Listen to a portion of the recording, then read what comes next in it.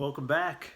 Here we are with another round of The Princess and the Valley Man. We last left off on ending in chapter 4, so we will continue with chapter 5. The Sea of Sand. The next day, after Solus had finished with his work, he met up with Luna at the Last Kind Words saloon again, and he asked her, "Would you like to go on an adventure with me?" "Very much so," she replied. Luna couldn't wait to see what he had in mind. "I will pick you up in a few hours. You will have plenty of time to pack and say goodbye to your friends," said Solus. Luna quickly packed her things and talked to her friends when suddenly she heard a very loud sound. Beep, beep, beep. She looked out from her window, and to her surprise, there was Solus in a wooden wagon made of some golden, shimmering copper elements with funny big wheels and a large white cover over it. The white cover had a honeycomb structure and a geometric pattern. "Wow, that's an amazing vehicle," Luna exclaimed. "Where did you get one like that here in Death Valley?" "Well, building unusual vehicles is my passion. Believe it or not, I built this myself," Solus said. "It has lots of useful ecological solutions, and it is reliable in every situation. For example, the white cover is made of flexible solar panels and is lightweight and actually inexpensive to build, and it is powered by the sun's energy. I call my wagon Badaboo." Luna was deeply impressed. She loved ecological innovations. Solus helped pack Luna's backpack, and then they set off together to start their adventure. They got into the Badaboo and started on their way. A short time later, they arrived at their destination. Luna looked around and saw that they were at the Sea of Sand. "But I had already seen the great sand dunes in the Sea of Sand," Princess Luna said. "Not like this," Solus said. "Not how I am about to show you." When they got out of the Badaboo, Solus pulled two long boards from the trunk of the wagon. One was bright yellow and the other was bright green. The boards were slightly rounded on the front and the edges the back. Luna looked a little confused and said, What are we going to do with those?" You will see," Solus said. "Just follow me, please. We leave Badaboo here and pick it up later." Solus and the princess started off on their way to the Sea of Sand with the two boards. "Where are we going?" Luna asked at one point. "Do you see the tallest sand dune out there?" "Yes," Luna replied. "Our adventure starts when we get there. But first we have to make it there, and it's not going to be easy because from here we need to hike. Vehicles are not allowed off the road in Death Valley. This Sea of Sand may look empty, barren, and void of life, but there are fierce and ferocious beasts that live here," said Solus. All right, so illustration.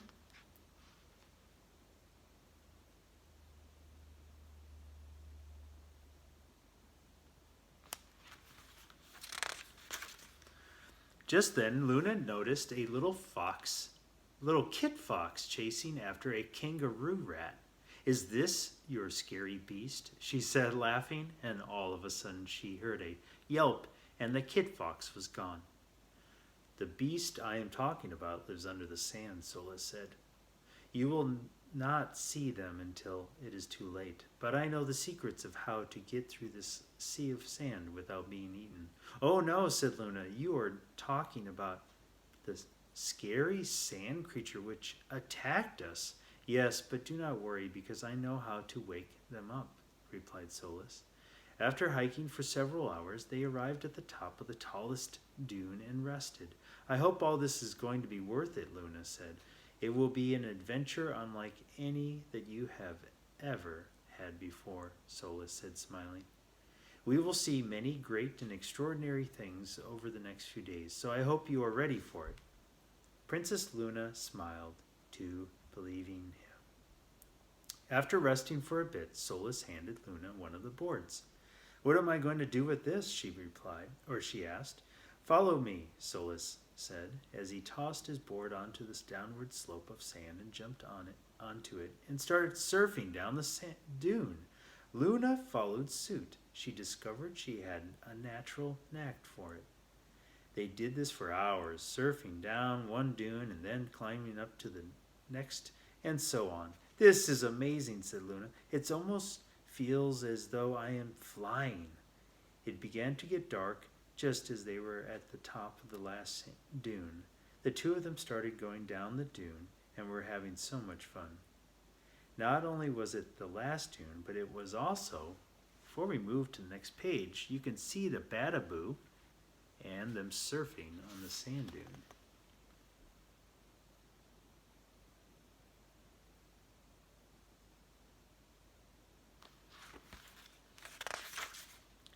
The tallest and steepest, which meant they could go really fast.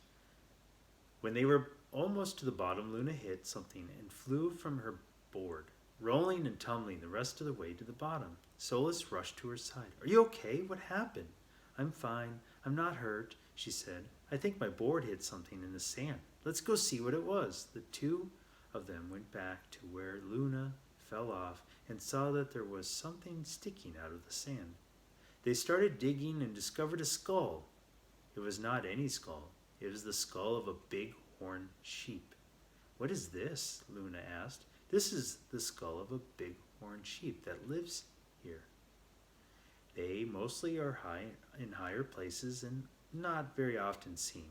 They like to feed on the plants that live in the mountains, and they don't come down here in the valley much.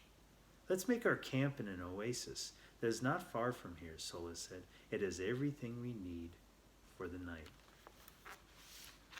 The Kangaroo Rat at the Oasis, Chapter 6. When they reached the oasis, Solus gathered some wood from the old dead mesquite trees and started a fire. Luna, can you gather some palm leaves and make a sleeping mat for us? Solus said. And I will get us some food. He quickly set up some traps to catch small game, then continued on his search. He came across a palm tree, some of whose dates had fallen. He gathered them all up. Just then he heard his trap go off. He rushed over to it to find a nice plump jackrabbit in it. Solus got the rabbit and the dates and headed back to the fire where Princess Luna was waiting. When he arrived, he saw that the princess had finished the sleeping mats. Then he gathered more wood for the fire because he did not want Luna to be cold at night. Solus did not have to worry about it because he was always warm no matter the temperature outside. As they were cooking dinner, Luna noticed that there was a small rodent that was hanging out by the tree. Solus, what is that little rodent by the tree over there? She asked. Solus looked. Oh, that would be a kangaroo rat. It is the most impressive animal in Death Valley, I think. Really? This little rat? Luna said. Why? Well, you see, the kangaroo rat does not have to drink or have any water to survive. It is the only animal here that can do that. How is this possible? Luna asked. Well, it all started when this place was created, Solus began. There was a great spirit, and he placed all his animals in this amazing, lush, green, tropical forest.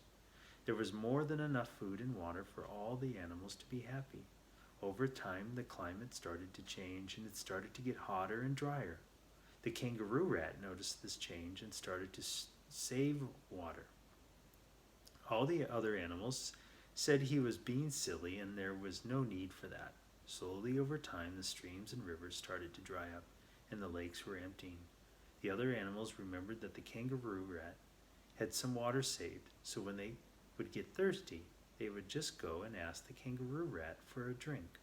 The kangaroo rat, being a loyal friend, would always give them some of his water.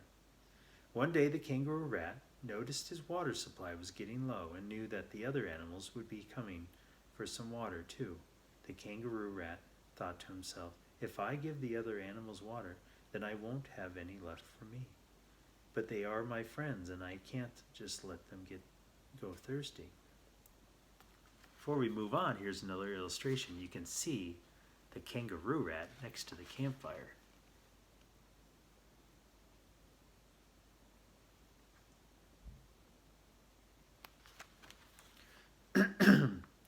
As the day grew hot, the animals showed up asking for water, and the kangaroo rat gave it to them.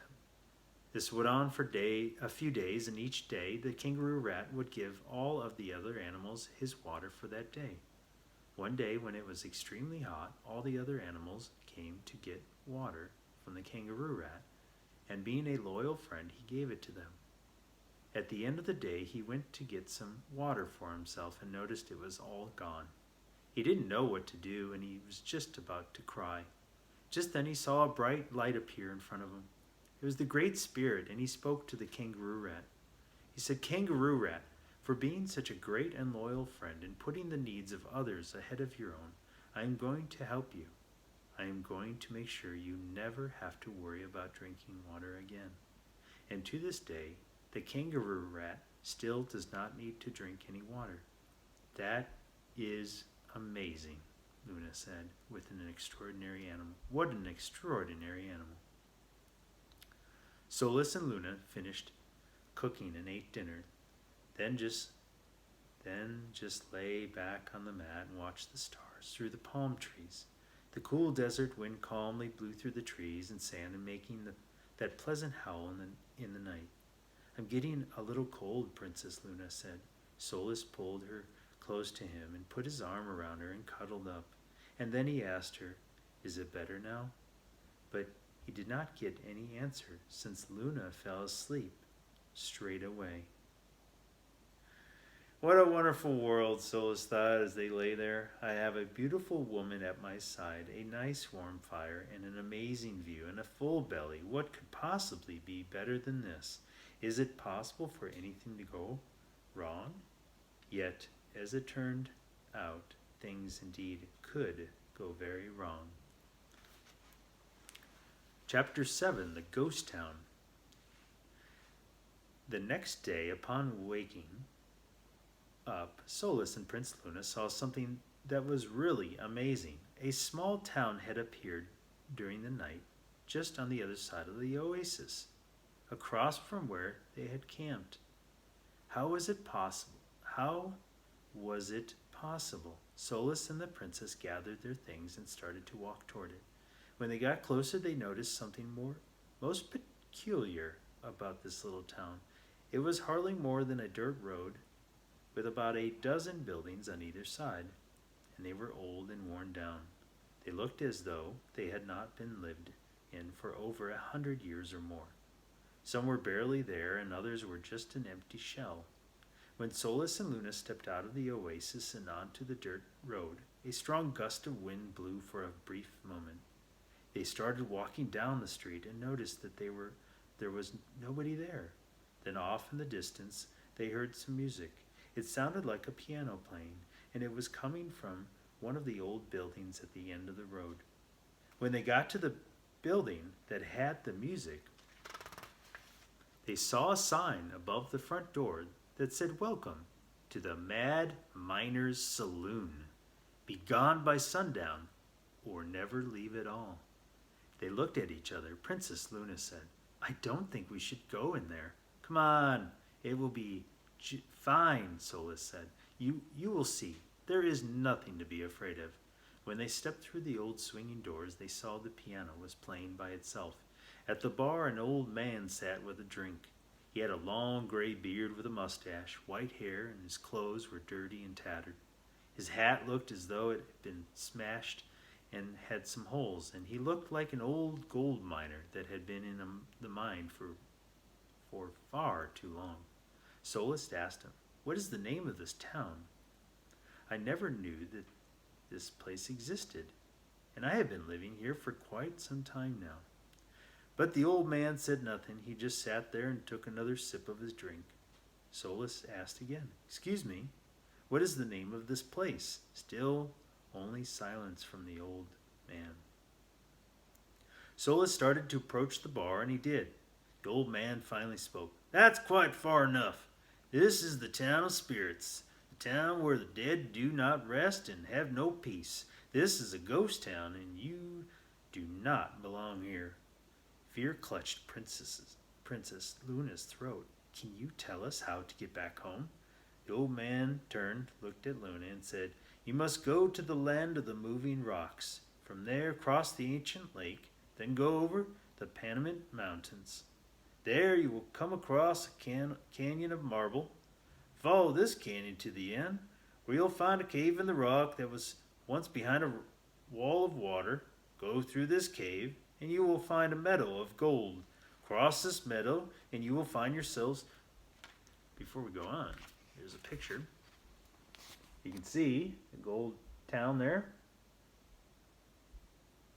or Mad Miner Saloon. There we go.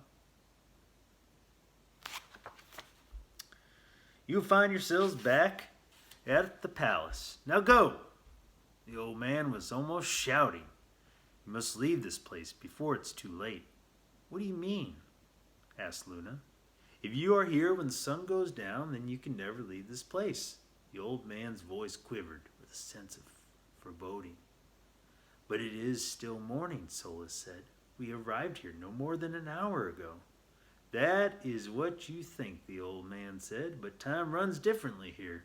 It is nearly sundown, and you only have minutes to get past the end of the road, or you will be here forever. That was the last straw. Solus and Princess Luna ran outside and into the street. They turned and started running back the same way they came into the town. But they stopped when they saw what awaited them. A pack of vicious-looking coyotes stood at the end of the road, seemingly eager to tear them both to shreds. And that is where we are going to end The Princess and the Valley Man for today's reading. And we'll start on chapter 8 tomorrow. All right. Peace and be well.